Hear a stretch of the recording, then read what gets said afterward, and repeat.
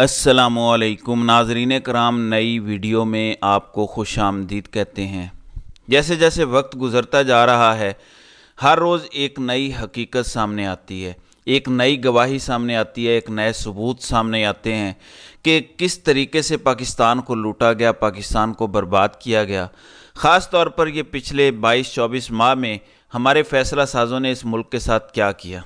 मौजूदा बादशाह सलामत को ख़ास तौर पर सोचना चाहिए और गुज़श्ता बादशाह सलामत के किरदार को सामने रख कर सोचना चाहिए, क्योंकि अब एक एक करके जो गवाहियाँ सामने आ रही हैं, ख़ास तौर पर इलेक्शन चोरी के हवाले से, तो इतनी गवाहियाँ और सबूत आ चुके हैं कि इन सब के लिए मुँह छुपाने की जगह नहीं मिलेगी। आलमी मैंडेट चोर का इनको पहले ही लक़ब मिल चुका है, पहले ही इनको इस नाम से पुकारा जा रहा है। अब मकामी सतह पर भी ऐसे ही शवाहिद आ रहे हैं।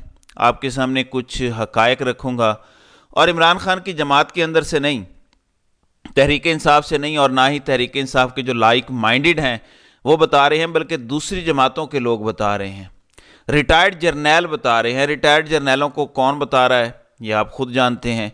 एक पूरी की पूरी चेन है और सब लोग परेशान हैं कि आखिर मौजूदा बादशाह सलामत की ऐसी क्या मजबूरी है, ऐसी कौन सी कमज़ोरी है कि इस सारे टोले को, जिन ख़ानदानों के बारे में अफवाज पाकिस्तान का बच्चा बच्चा हर अफसर, खा हमारी फ़ौजी क़यादत हो जनरल परवेज़ मुशर्रफ से लेकर जनरल आसिम मुनीर साहब तक, हमें क्या बताती रही है। फिर जब मौजूदा बादशाह सलामत आए तो उनकी ये सोच क्यों तब्दील हुई, कैसे तब्दील हुई, कौन सी मजबूरी थी। क्योंकि कहा जाता है कि मौजूदा फ़ैसला साज़ों की इससे पहले इन ख़ानदानों के बारे में यही राय थी कि ये चोर हैं, लेकिन इसके बाद से लेकर अब तक ऐसी कौन सी तब्दीलियाँ आईं, ऐसे कौन से राज अफशां हुए, ऐसी कौन सी किताबें खुली कि जिसके बाद इन्होंने अपनी राय तब्दील कर ली और इस ख़ानदान को और इन जमातों को और इन रहनुमाओं को, जिनके बारे में फ़ौज के अंदर सफ़ात भरे पड़े हैं कि इनकी जायदादें किधर हैं, किस किस तरीके से इन्होंने मुल्क को लूटा, मुल्क लूट कर कैसे ये पैसे इन्होंने बाहर भेजे, कैसे इन्होंने जायदादें बनाई, वो सारे का सारा कच्चा चट्ठा मौजूद है। तो फिर आखिर ऐसी क्या मजबूरी आई कि इन सारी फाइलों को, इस सारे लिखे को अनडू किया गया और कहा गया कि ये सब आप रद्दी की टोकरी में डालें। अब जो हम कह रहे हैं वो दुरुस्त है। ये वो बातें हैं जो कि पाकिस्तान के अवाम को भी सुकून नहीं लेने दे रही, और पाकिस्तान के फ़ैसला साज़ों में भी लोग बेचैन हैं कि आखिर हुआ क्या है कि इतना बड़ा इलेक्शन चोरी करवाया गया इन ख़ानदानों के लिए, इतना बड़ा अवाम के मैंडेट पर डाका डाला गया, आइन को तोड़ा गया, आइन रोज़ाना तोड़ा जा रहा है इन ख़ानदानों के लिए जिनके बारे में हमें बताया जाता था कि ये वो ख़ानदान हैं जिन्होंने पाकिस्तान बर्बाद किया। तो ये सिचुएशन है, यही असल हक़ायक़ हैं जो सामने आ रहे हैं। अब इमरान खान के हक़ में बहुत बड़ी बड़ी गवाहियाँ आ रही हैं और ये गवाहियाँ फ़ौज के अंदर से आ रही हैं, ये गवाहियाँ उनके मुखालिफिन दे रहे हैं, मुस्लिम लीग नवाज़ के अंदर से आ रही हैं, अवामी नेशनल पार्टी, जमात इस्लामी, फजलुर रहमान की जमात, मुत्तहिदा कौमी मूवमेंट, ये सारे खुलकर बता रहे हैं। बहुत सारी वीडियोस आ चुकी हैं और भी आने वाली हैं। अब लोगों ने बाकायदा तौर पर टीवी शोज़ में आके बयान करना शुरू कर दिया है कि ये जो निज़ाम मुसल्लत किया जा रहा है ये जाली, फजूल, बेबुनियाद और झूठा है, इसकी आइनी और कानूनी हैसियत नहीं है, ये जमहूरियत के उसूलों के मुताबिक नहीं है। मैं कुछ ऑडियोज़ आपके सामने रखूँगा, लेकिन इससे पहले आपको एक ख़बर देता हूँ। लाहौर में 3 दिन पहले एक ASP हैं शहर बानो नकवी, उन्होंने खातून को रेस्क्यू किया, बड़ा अच्छा काम किया, उनको सभी ने खराज तहसीन पेश किया।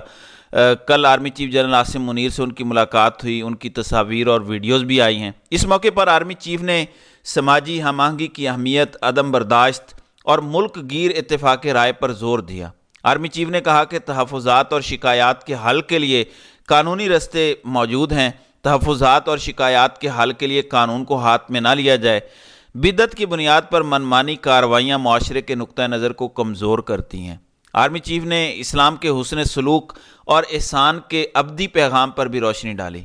आर्मी चीफ ने पाकिस्तानी शहरियों का तहफ़्फ़ुज़ यकीनी बनाने के लिए सिक्योरिटी इदारों की कुर्बानियों को भी सराहा।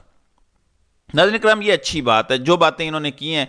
मैं सिर्फ चंद सवालात इसी की बुनियाद पर पूछना चाहता हूँ। मसलन वो बेचारी ख़वातीन जैसे उस्मान डार की वालदा हैं, उनका क्या कसूर था, उनके दुपट्टे क्यों नोचे गए? اس طرح بے شمار خواتین کے دوپٹے پچھلے 20-22 ماہ میں نوچے گئے، چادر چار دیواری کا تقدس پامال کیا گیا، جان مال آبرو کو خطرے میں ڈالا گیا۔ ہماری خواتین، مائیں، بہنیں، بیٹیاں، ڈاکٹر یاسمین راشد، عالیہ حمزہ، صنم جاوید، ان خواتین کا کیا قصور ہے جنہیں جیلوں میں رکھا گیا؟ بے شمار گھروں کو توڑا گیا، پچھلے 22 ماہ میں بچوں کو خوفزدہ کیا گیا۔ اسی طرح کئی بچے اپنے والدین کو یاد کرتے کرتے اس دنیا سے رخصت ہوئے۔ تو یہ دوہرا معیار کیوں ہے؟ پھر اٹک، تلا گنگ اور دیگر شہروں میں جو پچھلے دنوں ہوا، پھر رانا آفتاب جو ابھی اپوزیشن لیڈر ہیں پنجاب اسمبلی میں پاکستان تحریک انصاف کے، وہ کہہ رہے ہیں کہ جب سے یہ انتخاب ہوا ہے میرے گھر میں 2 دفعہ چوری ہو گئی ہے، میں گھر سو نہیں سکتا۔ پھر الیکشن چوری کے حوالے سے اتنے ڈھیر ثبوت آ رہے ہیں۔ کوئی شک نہیں، دین ہمارا بڑا وسیع ہے اور ہمارا دین ہمیں ایک ضابطۂ حیات فراہم کرتا ہے۔ یہ جو سب کچھ ہو رہا ہے اور آپ کے زیر سایہ ہو رہا ہے، اور زبان زد عام ہے کہ کہیں نہ کہیں ہمارے پاورفل پلیئرز اس میں انوالو ہیں۔ الیکشن چوری ہو گیا، 8 فروری کو رزلٹ آ رہا تھا، لوگوں نے ووٹ ڈالے، آج تک وہ ووٹ ڈالے جا رہے ہیں۔ چیف الیکشن کمشنر کو کون اتنی پاور فراہم کر رہا ہے؟ قرآن کریم اس حوالے سے کیا بیان کرتا ہے؟ تو اس پر ذرا سوچنا چاہیے۔ Shahid Khaqan Abbasi T V talk shows پہ آ کے بات کر چکے ہیں، ڈاکٹر نثار چیمہ مسلم لیگ نواز وہ بتا چکے ہیں، مفتاح اسماعیل حقائق سامنے رکھ چکے ہیں، مصطفیٰ کھوکھر بتا چکے ہیں، جماعت اسلامی بتا رہی ہے، فضل الرحمان بتا رہے ہیں، عوامی نیشنل پارٹی بتا رہی ہے، سب کے سب بتا رہے ہیں کہ الیکشن چوری ہوا ہے اور الیکشن میں پیسہ چلا ہے، لوگوں کو پیسے لے کر فارم 45 کے نتائج دیے گئے۔ تو ان سب کی ذمہ داری کس پر ہے؟ اس طرف توجہ کیوں نہیں کی جاتی؟ کیوں نہیں آنکھیں کھولی جاتی؟ انصاف کیوں نہیں کیا جاتا؟ ناظرین کرام، میں آپ کو کچھ ویڈیو سناتا ہوں۔ ایمل ولی خان، اسفند ولی خان کے یہ بیٹے ہیں، وہ کیا انکشاف کر رہے ہیں، یہ ذرا ملاحظہ کریں۔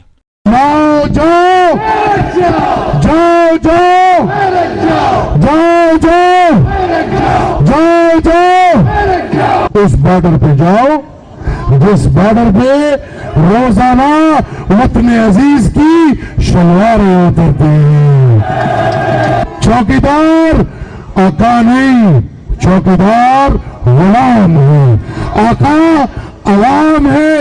آپ تحقیقاتی کمیشن بنائیں، میں آپ کے پاس 1 نہیں، 2 نہیں، 3 نہیں، 50 بندے لے کر آؤں گا جس سے کرنیلوں نے پیسوں کی فرمائش کی ہے کہ ریڈیو پاکستان وردی والوں نے وردی میں جلایا تھا کہ نہیں، وردیاں اتار کے اس کو جلایا تھا۔ جی، یہ بات ایمل ولی خان نے کی ہے کہ ریڈیو پاکستان کیسے جلایا گیا اور الیکشن میں کتنا پیسہ چلا، اس پر وہ چیلنج کر رہے ہیں۔ اب دوسری آڈیو سنیں۔ خواجہ آصف کہتے ہیں کہ ہم میس میں جاتے تھے، جنرل فیض اور باجوہ اور ISI میس میں یہ ہوتا تھا، وہاں بیٹھ کے ہم ساری لیجسلیشن کرتے تھے۔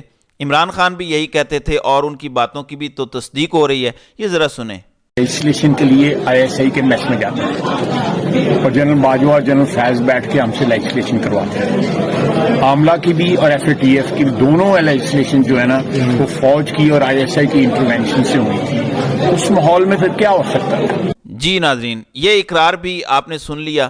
اب جو IMF کو خط لکھا گیا ہے، اس پر عمر ایوب خان نے کیا بتایا ہے، یہ ذرا ملاحظہ کریں۔ یہاں پہ ایک منٹ جی، میں آپ کو اس میں یہ بھی بریف کر دوں کیونکہ میں نے خود پاور اور پیٹرولیم پورٹ فولیو کا میں فیڈرل منسٹر رہ چکا ہوں اور الحمدللہ اکنامک افیئرز بھی چلائی ہے۔